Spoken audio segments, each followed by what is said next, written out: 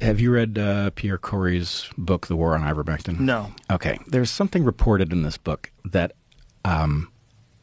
it really stops you in your tracks. It is an accidental natural experiment. Okay, so a natural experiment is something in science where maybe you happen on an archipelago in which you have a bunch of different islands that have different conditions, and you can go to each island and measure the, whatever parameter it is, because nature has given you an experiment that you can analyze. You don't have to build islands, right?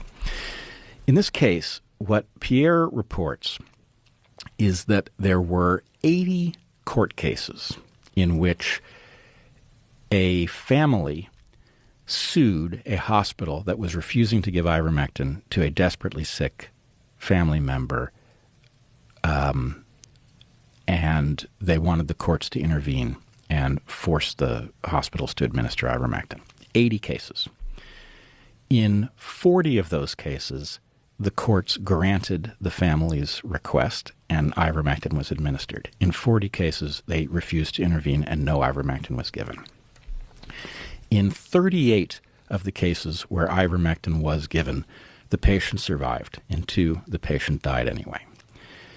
In 38 of the cases where no ivermectin was given, the patient died, and in 2, the patient survived. Wow. Okay? Now, I find this is incredibly... I cannot vouch for the data itself. Because it's not published in a scientific paper, I can't go look at the methods. I can't go find the court cases. But assuming that the data is accurately reported, and I know Pierre well, he didn't make it up. So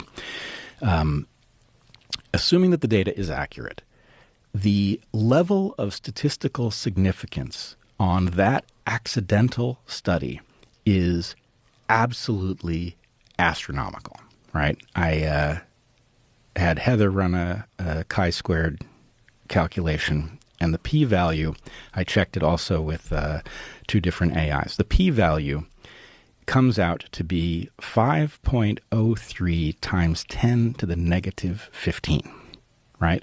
So what that means is that the chances of a result that strong, if ivermectin does not work, are something like the chances of you guessing a random 15-digit number on the first try.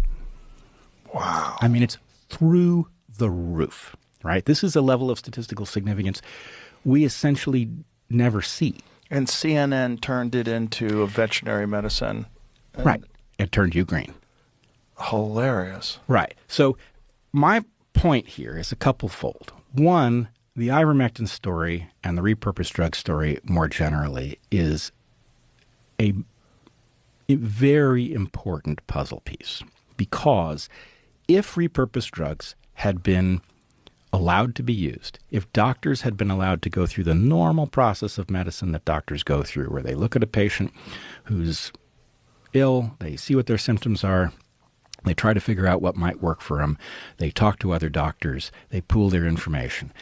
If that process had been allowed to unfold, COVID is an entirely manageable disease in all but the most compromised people, right? There was no important pandemic.